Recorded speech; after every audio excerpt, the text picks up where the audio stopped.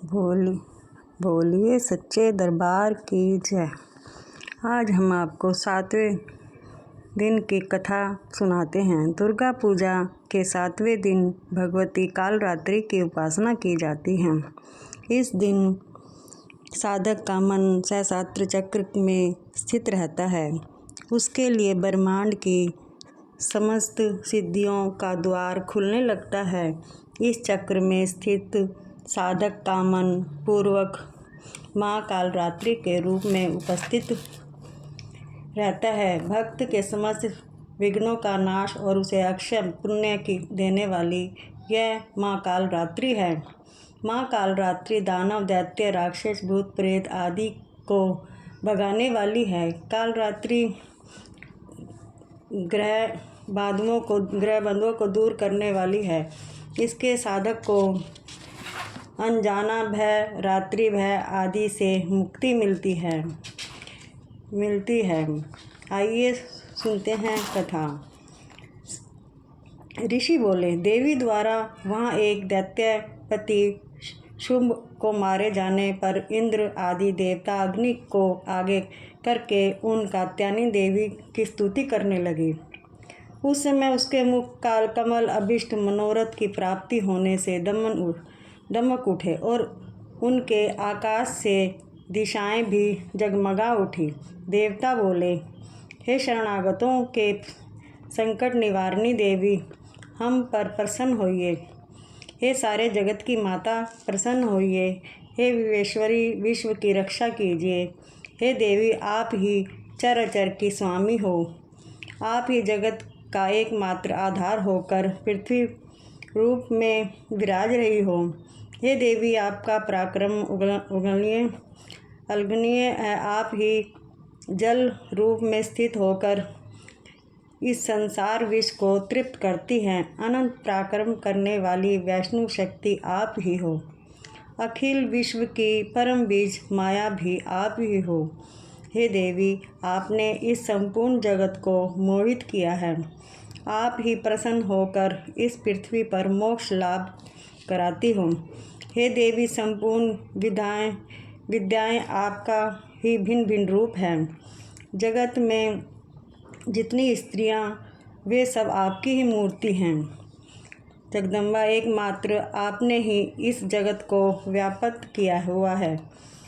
आपकी स्तुति क्या हो सकती है। आप तो सत्वन करने योग्य पदार्थों से परे एवं परावाणी हो, जबकि आप सबकी आधार एवं स्वर्ग मुक्ति देने वाली हो। इसी से आपकी स्तुति हो गई। आपकी स्तुति के लिए इससे अच्छी अन्य कौन सी उक्तियाँ हो सकती हैं। समस्त जनों के हृदय में बुद्धि रूप से विराजमान रहने वाली तथा स्वर्ग और मोक्ष प्रदान करने वाली नारायणी देवी, आपको नमस्कार है। कालाष्टमी के रूप में अवस्थाओं को क्रम से बदल देने वाली, विश्व के सहाकार में शक्ति रूप हे नारायणी देवी, आपको नमस्कार है। हे देवी, आप सभी प्रकार के मंगलों को देने वाली मंगलमयी हो। सभी पदार्थों को सिद्ध करने वाली शिवा हो। शरणागत की रक्षक, 3 नेत्रों वाली एवं गौरी हो। आपको नमस्कार है। आप ही सृष्टि पालन साकार करने वाली सनातनी शक्ति स्वरूपा हो। आप गुणमयी एवं गुणों का आधार हो। नारायणी, आपको नमस्कार। शरण में आए दीन दुखियों की रक्षा करने वाली संगलन, आप ही संकट के निवारण करने वाली नारायणी देवी हो। आपको नमस्कार है। हंसों के जुते हुए विमान पर विराजमान ब्रह्मा जी के रूप को धारण करने वाली, कुशा मिश्रित जल छिड़कने वाली नारायणी देवी, आपको नमस्कार है। महेश्वरी स्वरूपा से त्रिशूल, चंद्रमा और सर्पों को धारण करने वाली, महाविषव पर बैठने वाली नारायणी, आपको नमस्कार है। मोर तथा मुर्गों से आवृत महाशक्तियों को धारण करने वाली, पाप रहित कुमारी रूप में स्थित हे नारायणी, आपको नमस्कार है। शंख, चक्र, गदा और धनुष, इन उत्तम शास्त्रों को धारण करने वाली वैष्णवी शक्ति रूपा प्रधान प्रसन्न होवे। हे नारायणी आपको नमस्कार है। हाथ में भयंकर चक्र धारण किए हुए, दाढ़ों में पृथ्वी उठाए हुए, वराही रूप पाधारणी कल्याणमयी नारायणी आपको नमस्कार है। भयानक नरसिंह का रूप धारण करके दैत्यों का वध करने वाली उद्यमशील, त्रिभुवन की रक्षा संलग्न रहने वाली नारायणी आपको नमस्कार है। हजार उज्ज्वल नेत्र, मस्तक पर किरीट तथा हाथ में महावज्र धारणी, वृतासुर के प्राण हरने वाली इंद्रिय शक्ति नारायणी आपको नमस्कार है। शिव दूती के स्वरूप को दैत्यों को विशाल सेना का नाश तथा महानाद करने महामुंडों का भयानक रूप धारणी नारायणी आपको नमस्कार है। महाभयानक रूप, सुशोभित मुंडों, मालाओं और सुशोभित मुंडों का मंथन करने वाली चामुंडा नारायणी आपको नमस्कार है। लक्ष्मी, लज्जा, महाशिव, विद्या, श्रद्धा, पुष्टि, स्वधा, ध्रुवा, महारात्रि तथा महाअविदा रूप नारायणी आपको नमस्कार है।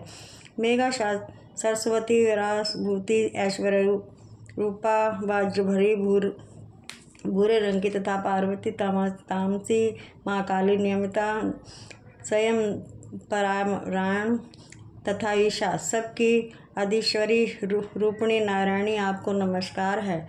स्वरूपा, सुरेश्वरी तथा सर्वेश्वरी तथा सभी शक्तियों से संपन्न दिव्य रूपा दुर्गा देवी, सब भयों से हमारी रक्षा करो आपको नमस्कार है। तीन नेत्रों से विभूषित आपको यह सौम्य सुमुख सब प्रकार से भयों से हमारी रक्षा करें। हे कात्यायनी आपको नमस्कार है। हे भद्रकाली, ज्वालाओं के कारण विकराल प्रतीत होने वाला अत्यंत भयंकर और समस्त असुरों का संहार करने वाला आपका त्रिशूल भय से हमारी रक्षा करके आपको नमस्कार है। हे देवी, आप अपनी ध्वनि से हमारे जगत को व्याप्त करके जो दैत्यों का तेज नष्ट कर देता है, वह आपके घंटा हम लोगों की पापों से उसी प्रकार रक्षा करे जैसे माता अपने पुत्र को बुरे कर्मों से बचाती है। चंडिके, आप ही सुंदर हाथों की तलवार जो असुरों के रक्त तथा मांस से सनी हुई है, वह हमारा मंगल करे। हम आपको प्रणाम करते हैं। हे देवी, जब आप प्रसन्न होती हैं तो सभी रोगों को नष्ट कर देती हैं और क्रोध करने पर सभी मनोरथ एवं मनोकामनाओं का नाश कर देती हैं।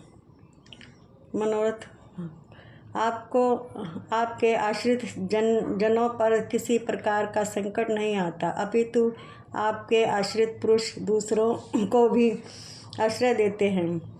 आपने जो इन धर्मों देशी महादैत्यों का संहार किया है, उसमें अपने स्वरूप को अनेकों शक्ति रूपों में विभक्त करके आश्रय देते हैं। हे अंबिके, आपके सिवा अन्य कौन कर सकता है। विद्या में ज्ञान को प्रकाशित करने वाले शास्त्रों में तथा आदि वाक्यों में, वेदों में आपके सिवा और किसका वर्णन है तथा आपको छोड़कर अन्य कौन सी ऐसी शक्ति है जो इस जगत को अज्ञान में घोर अंधकार से परिपूर्ण ममता रूपी गणेश से निरंतर भटका रही हो। जहाँ राक्षस हो, भयंकर विषैले सांप हो, जहाँ शत्रु और लुटेरे का दल डाकू आ जाए, वन में आग लग रही हो एवं समुद्र मध्य में जहाँ दावानल हो, वहीं उपस्थित होकर आप ही विश्व की रक्षा करती हैं। हे विश्वेश्वरी, विश्व की रक्षा करने तथा विश्व को धारण करने के कारण आप भगवान विश्वनाथ से भी वंदनीय हो। जो पुरुष भक्तिपूर्वक आपको नमस्तक नवाते हैं, वे संपूर्ण विश्व को आश्रय देने वाले होते हैं। हे देवी, जिस प्रकार इस समय असुरों का वध करके तुरंत हमारी रक्षा कर ली। इसी प्रकार नित्य हमें शत्रुओं के भय से बचाए, प्रसन्न होकर और शीघ्र ही जगत का पाप नष्ट करिए। पापों से उत्पन्न महामारी आदि उपद्रव भी दूर करो। संपूर्ण विश्व के दुख दूर करने वाली हे देवी, प्रणाम करने वाले हम पर प्रसन्न होइए। तीनों लोकों के निवासियों की वंदनीय मातेश्वरी, सब लोगों को वर दीजिए। देवी बोली, हे देवताओं, मैं वर देने को तैयार हूँ। मन चाहा वर मांग लो। संसार के लिए उपकारक वर मैं अवश्य देती हूँ। देवता बोले, हे देवेश्वरी, आप तीनों लोकों की समस्त बाधाएं इसी प्रकार शांत करें तथा हमारे शत्रुओं को नष्ट करें। देवी बोली, देवताओं, वैवक्त मनवंतर और 28वें युग में शुभ और निशुंभ नाम के 2 अन्य महादैत्य पैदा होंगे। तब वे नंद ग्वाले के घर में उनकी पत्नी यशोदा के गर्भ से पैदा हों। विंध्याचल में जाकर रहूँगी और उक्त दोनों असुरों का नाश करूँगी। फिर अत्यंत भयंकर रूप से पृथ्वी पर अवतार ले वैचालित नाम वाले दानवों का वध करूँगी। उन भयंकर महादैत्यों का भक्षण करते समय मेरे दांत अनार के फूल की भांति लाल हो जाएंगे। तब स्वर्ग में देवता और मर्त्यलोक में मनुष्य सदा मेरी स्तुति करते हुए रक्तदानी दंतिका कहेंगे। फिर जब पृथ्वी पर 100 वर्ष के लिए वर्षा रुक जाएगी, तब पानी का अभाव हो जाएगा। इस समय मुनियों द्वारा स्तुति किए जाने पर मैं पृथ्वी पर अयोनिजा रूप में प्रकट होंगी और 100 नेत्रों से मुनियों की ओर देखूंगी। अतः मनुष्य स्तासी इस नाम से मेरा कीर्तन करेंगे। हे देवतागण, उस समय मैं अपने शरीर से उत्पन्न हुई शाकों द्वारा जब तक वर्षा नहीं होगी, तब तक समस्त संसार का भरण पोषण करूँगी। ऐसा करने के कारण पृथ्वी पर शाकंभरी नाम से मेरी प्रसिद्धि होगी। उसी अवतार में मैं दुर्गम नाम का महादैत्य का वध करूँगी। इससे मेरा नाम दुर्गा देवी के रूप में विख्यात होगा। फिर जब मैं भयानक रूप धारण करके हिमाचल पर रहने वाले राक्षसों के और मुनियों की रक्षा के लिए भक्षण करूँगी, उस समय सभी मुनि भक्ति भाव से नम्र होकर मेरी स्तुति करेंगे। तब मेरा नाम भीमा देवी विख्यात होगा। फिर जब अरुण नाम दैत्य तीनों लोकों में देव एवं बाधाएं उपस्थित करेंगे, तब मैं त्रिलोकी की रक्षा के लिए विख्यात भंवरों के रूप में धारण कर उस महाअसुर का वध करूँगी। उस समय सब लोग भंवरी के नाम से मेरी स्तुति करेंगे। इसी प्रकार जब लोकों में दैत्यों द्वारा बाधाएं उपस्थित होंगी, तब मैं अवतार लेकर शत्रुओं का संहार करूँगी। देवी चरित्र 18वां अध्याय। देवी चरित्रों के पाठ का महात्म्य।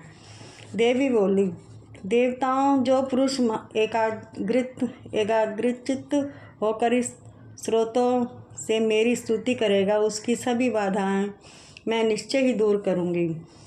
और जो मधुकैटभ के नाम महिषासुर और वध तथा शुभ निशुभ के सहाकार आदि प्रसंगों का पाठ करेगा तथा अष्टमी, चतुर्थी और नवमी को एक ग्रामन में से भक्तिपूर्वक मेरे इन उत्तम चरित्रों का महात्म्य सुनेंगे, उन्हें किसी प्रकार की अनिष्ट छू नहीं सकेगी और ना पापों से उत्पन्न उत्पत्तियाँ उन्हें दुखित करेंगी, ना दरिद्रता प्राप्त होगी, न प्रियजनों के वियोग का दुख ही सहना पड़ेगा।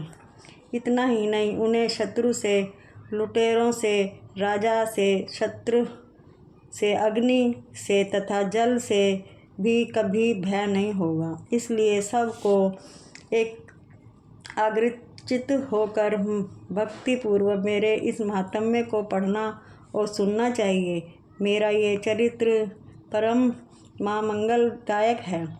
महामारी से उत्पन्न सभी उपद्रवों और तथा तीनों तापों को मेरा यह महात्म्य शांत कर देता है।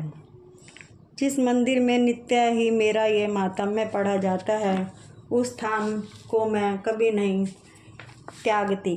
वहाँ सदा मेरा वास रहता है। बलिदान, पूजा, अग्निहोत्र और एवं महोत्सव के अवसरों पर मेरे चरित्र का पाठ करें और सुने। इस प्रकार विधि जानकर अथवा बिना जाने मनुष्य बलि, पूजा, हवन आदि जो कुछ भी करेगा, उसे मैं बड़ी प्रसन्नता के साथ ग्रहण करूँगी। शरद काल में जो वार्षिक पूजा की जाती है, उसे अवसर पर जो मेरे इस महात्म्य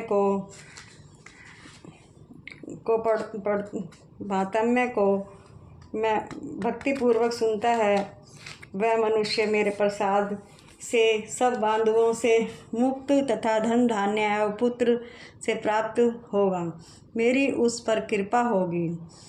इससे संशय नहीं है कि मेरे इस महात्म्य, शुभ उत्पत्तियों और युद्ध के लिए गए मेरे पराक्रमों को सुनकर मनुष्य निर्भय हो जाता है। इससे उसके शत्रुओं का नाश हो जाता है और उसका सब प्रकार से कल्याण होता है तथा उसका कुल सुखी रहता है। सर्वत्र शांति, कर्म और बुरे स्वप्न दिखाई देने पर तथा ग्रह जनित भयंकर पीड़ा उपस्थित होने पर मेरा यह महात्म्य सुनना चाहिए। इसमें सभी विघ्न तथा भयंकर ग्रह बाधाएं शांत हो जाती हैं। मनुष्य द्वारा देखा हुआ बुरा स्वप्न शुभ स्वप्न में बदल जाता है। बाल ग्रहों द्वारा पीड़ित बालकों के लिए यह महात्म्य शांति दायक है। मनुष्य के संगठन में फूट होने पर महात्म्य मित्र कराने वाला होता है। यह महात्म्य दुष्ट जनों के बल का नाश करने वाला है। इसके पाठ मात्र से राक्षसों, भूतों और पिशाचों का विनाश होता है। मेरा यह संपूर्ण महात्म्य मेरी सनिधि प्राप्त कर देता है।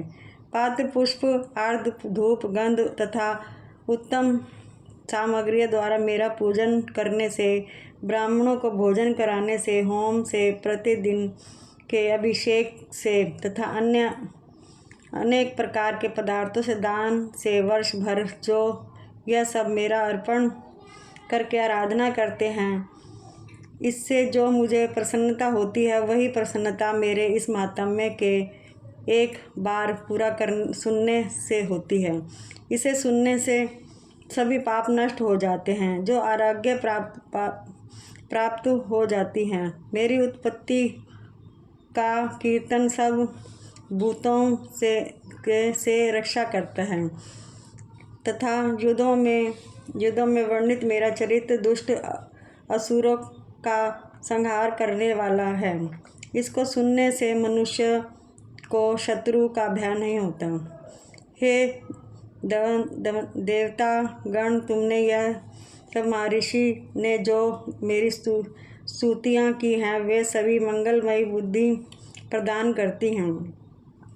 वन में सूने मार्ग में अथवा दावानल से घिरे जाने पर, निर्जन स्थान में लुटेरों से घिरने पर, शत्रुओं द्वारा पकड़े जाने पर तथा वन में सिंह, बाघ एवं जंगली हाथियों के पीछा करने पर, क्रोधित राजा के आदेश से वध का बंधन स्थान में ले जाने अथवा महासंसार के में नाव पर बैठने के बाद तूफान से नाव डगमगाने पर, भीषण युद्ध में शास्त्रों का प्रहार अथवा वेदनाग्रस्त होने तथा अनेक बाधाएं आने पर जो मेरे इस चरित्र को स्मरण करता है वह संकट से मुक्त हो जाता है।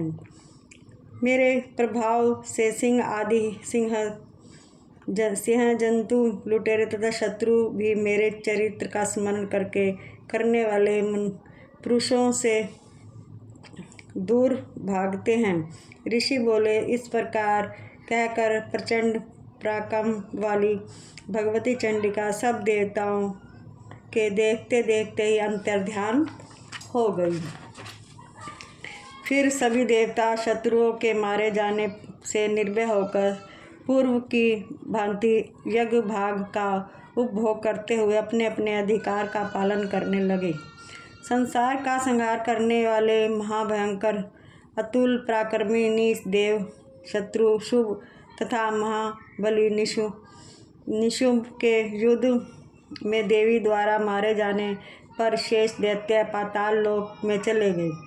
हे राजन, इस प्रकार भगवती अंबिका नित्य रूप देवी बार बार प्रकट होकर जगत की रक्षा किया करती है। वे ही इस विश्व को मोहित करती है,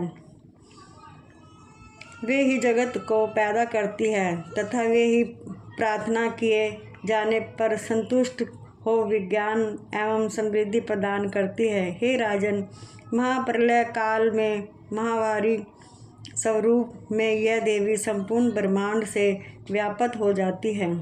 वे ही समय समय पर महामारी होती है, वे ही अजन्मा होती है, वे स्वयं सृष्टि के रूप में प्रकट होती है।